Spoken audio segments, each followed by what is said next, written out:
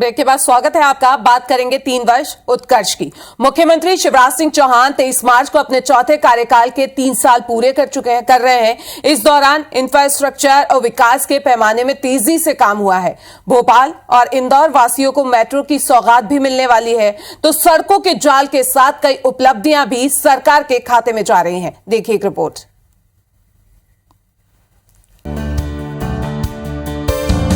हर वर्ग का समग्र विकास, शहर से लेकर गांव पर फोकस। अपनी चौथी पारी में शिवराज सरकार इसी सोच के साथ काम कर रही है। बीते 3 साल में इंफ्रास्ट्रक्चर के मोर्चे पर मुख्यमंत्री शिवराज सिंह चौहान के नेतृत्व में सरकार ने कई बड़े फैसले लिए, जिसमें भोपाल और इंदौर में मेट्रो, चंबल अंचल में अटल प्रोग्रेस वे, पूरे प्रदेश को जोड़ने नर्मदा एक्सप्रेस वे और भारतमाला जैसी महत्वाकांक्षी योजना शामिल है। शिवराज सरकार ने सबसे ज्यादा जोर प्रदेश में यातायात को सुगम बनाने पर दिया। राष्ट्रीय राजमार्गों का निर्माण प्राथमिकता में है। पिछले 3 साल में मध्य प्रदेश में 23,394 करोड़ की लागत से 10,195 किलोमीटर नई सड़कें, 459 पुलों का निर्माण कर एमपी सरकार ने रिकॉर्ड बनाया है। वहीं 5,022 करोड़ की लागत से 789 बड़े और मध्यम पुल, रेलवे और फ्लाईओवर ब्रिज का निर्माण किया जा रहा है। शिवराज सरकार के ड्रीम प्रोजेक्ट अटल प्रोग्रेस वे की बात करें तो 404 किलोमीटर लंबी परियोजना चंबल क्षेत्र में प्रगति के नए द्वार खोलेगी। राजस्थान, मध्य प्रदेश और यूपी को कनेक्ट करने वाला अटल प्रगति पथ आने वाली पीढ़ियों के भविष्य को संवारने में सहायक होगा। साथ ही आर्थिक विकास को नई गति मिलेगी। अटल प्रोग्रेस वे की तरह शिवराज सरकार नर्मदा नदी के उद्गम स्थल से लेकर गुजरात में अंतिम बिंदु तक नर्मदा एक्सप्रेस वे बनाने जा रही है। हॉरिजॉन्टल इंडस्ट्रियल बैकबोन के रूप में पहचान बनाने वाले नर्मदा एक्सप्रेस वे से प्रदेश के 10 जिले अनूपपुर, डिंडौरी, जबलपुर, नरसिंहपुर, रायसेन, सीहोर, देवास, इंदौर, धार और झाबुआ जुड़ेंगे। इसी तरह विंध्य क्षेत्र के विकास के लिए भोपाल से सिंगरौली तक 676 किलोमीटर का विंध्य एक्सप्रेस वे बनाएगी शिवराज सरकार। इस रूट पर इंडस्ट्रियल कॉरिडोर भी डेवलप किया जाएगा। विंध्य एक्सप्रेस से 1.5 लाख लोगों को रोजगार मिलने की उम्मीद जताई जा रही है। राज्य सरकार इन सभी कामों को समय सीमा में पूरा कर प्रदेशवासियों को इनका लाभ दिलाने के लिए लगातार प्रयासरत है। अगर ये 8 लेन बनने से तो हमको बहुत बड़ा फायदा होने वाला है। ट्रांसपोर्टेशन बहुत इजी हो जाएगा। व्यापार में एक्सप्रेस बनने की वजह से वैसे तो सभी को फायदा है। और व्यापारिक जगत की बात करूं तो आज जो दिल्ली से माल आने में कम से कम 3 से 4 दिन लगते हैं, 5 दिन भी लग जाते हैं, वो ये एक्सप्रेस बनने से कम 2 से 3 में हमारे यहाँ माल आ जाएगा। दिल्ली मुंबई एक्सप्रेस वे से न केवल रतलाम जिले को बल्कि आसपास के जिलों को भी काफ़ी फायदा होगा। और रतलाम जिले के खासकर 2 अंचल ऐसे हैं जो भिलांचल के माने जाते हैं, बाजना और सेलाना आदिवासी अंचल, चूँकि वो उस बेल्ट से भी निकल रहा है, तो इन दोनों ब्लॉकों के साथ ही पूरे रतलाम जिले की पूरी दिशा बदलने वाली है। जो एक्सप्रेस वे बन रहा है वो रतलाम की दृष्टि से, इसके विकास की दृष्टि से मील का पत्थर साबित होने वाला है, क्योंकि वो रतलाम के काफ़ी निकट से गुजर रहा है। और रतलाम में इसके जस्ट पास में ही एक निवेश क्षेत्र प्रस्तावित किया गया है, जहाँ की पूरे देश के, दुनिया के उद्योगपति आएंगे, अपना उद्योग लगाएंगे और हज़ारों लोगों को रोज़गार मिलेगा और भी बहुत सारी एक्टिविटी बढ़ेगी। और निश्चित तौर पे ये एक्सप्रेस वे रतलाम की दशा और दिशा दोनों बदलने वाला है। प्रदेश में सड़कों का जाल बिछाने के साथ साथ मध्य प्रदेश में मेट्रो का काम भी तेजी से चल रहा है। भोपाल और इंदौर में रहने वाले लोग जल्दी ही मेट्रो से सफर करने का आनंद लेंगे। मेट्रो का स्वरूप ऐसा है कि आप अपने स्कूटर से, अपनी बाइक से, अपनी साइकिल से घर से आओ, स्टेशन पे स्कूटर, बाइक, गाड़ी पार्क करो, मेट्रो में बैठो और आगे चले जाओ, फिर वापस लौट के आओ, स्टेशन पे उतरो और cycle, scooter, motorcycle, bike, car जो भी हो उस पर बैठ के घर चले जाओ। Bhopal Indore metro train 750 volt DC 3rd rail पर आधारित होगी, जो अत्याधुनिक सिग्नलिंग तकनीक, Goa 4 band of automation, 4 unattended train operation mode driverless पर आधारित होगी। शुरुआत में भोपाल और इंदौर मेट्रो ड्राइवर द्वारा ही चलाई जाएगी। भविष्य में अनअटेंडेड ट्रेन ऑपरेशन मोड में बिना ड्राइवर या ऑपरेटर के संचालन होगा।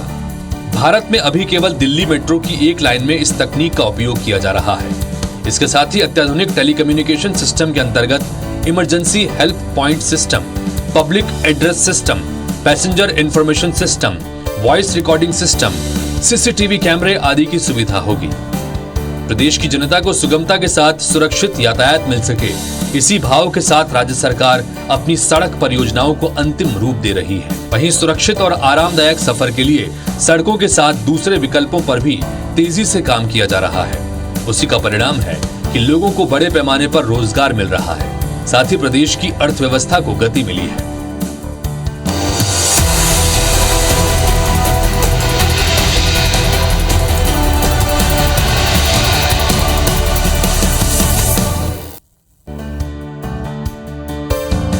हर वर्ग का समग्र विकास, शहर से लेकर गांव पर फोकस।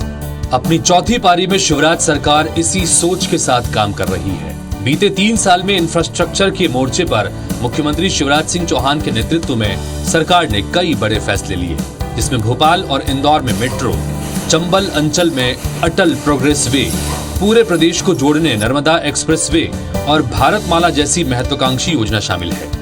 शिवराज सरकार ने सबसे ज्यादा जोर प्रदेश में यातायात को सुगम बनाने पर दिया। राष्ट्रीय राजमार्गों का निर्माण प्राथमिकता में है।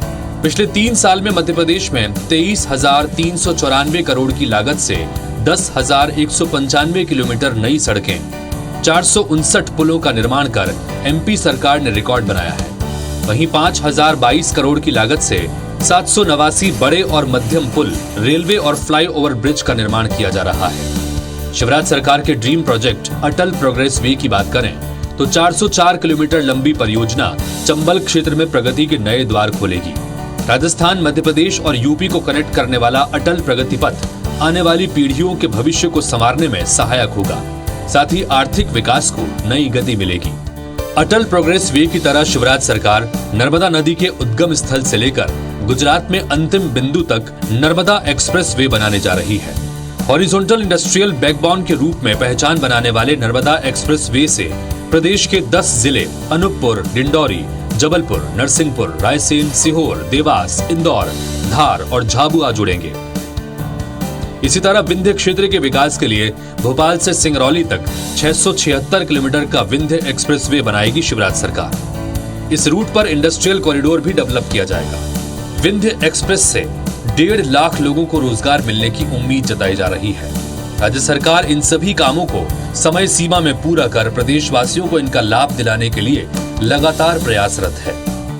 अगर ये 8 लेन बनने से तो हमको बहुत बड़ा फायदा होने वाला है, ट्रांसपोर्टेशन बहुत इजी हो जाएगा।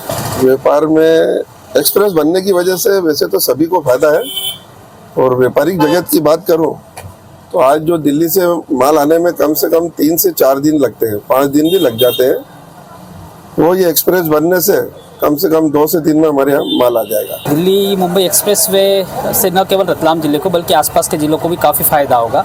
और रतलाम जिले के खासकर 2 अंचल ऐसे हैं जो भिलांचल के माने जाते हैं, बाजना और सेलाना आदिवासी अंचल। चूँकि वो उस बेल्ट से भी निकल रहा है, तो इन दोनों ब्लॉकों के साथ ही पूरे रतलाम जिले की पूरी दिशा बदलने वाली है। जो एक्सप्रेस वे बन रहा है वो रतलाम की दृष्टि से, इसके विकास की दृष्टि से मील का पत्थर साबित होने वाला है, क्योंकि वो रतलाम के काफ़ी निकट से गुजर रहा है। और रतलाम में इसके जस्ट पास में ही एक निवेश क्षेत्र प्रस्तावित किया गया है, जहाँ की पूरे देश के, दुनिया के उद्योगपति आएंगे, अपना उद्योग लगाएंगे और हज़ारों लोगों को रोज़गार मिलेगा और भी बहुत सारी एक्टिविटी बढ़ेगी। और निश्चित तौर पे ये एक्सप्रेस वे रतलाम की दशा और दिशा दोनों बदलने वाला है। प्रदेश में सड़कों का जाल बिछाने के साथ साथ मध्य प्रदेश में मेट्रो का काम भी तेजी से चल रहा है।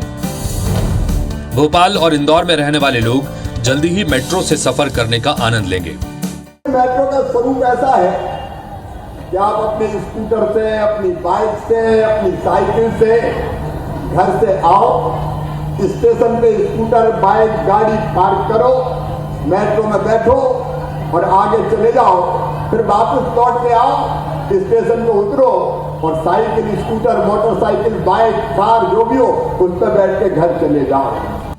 Bhopal Indore metro train 750 volt DC third rail पर आधारित होगी, जो अत्याधुनिक सिग्नलिंग तकनीक, Goa 4 band of automation, 4 unattended train operation mode driverless पर आधारित होगी। शुरुआत में भोपाल और इंदौर मेट्रो ड्राइवर द्वारा ही चलाई जाएगी। भविष्य में अनअटेंडेड ट्रेन ऑपरेशन मोड में बिना ड्राइवर या ऑपरेटर के संचालन होगा।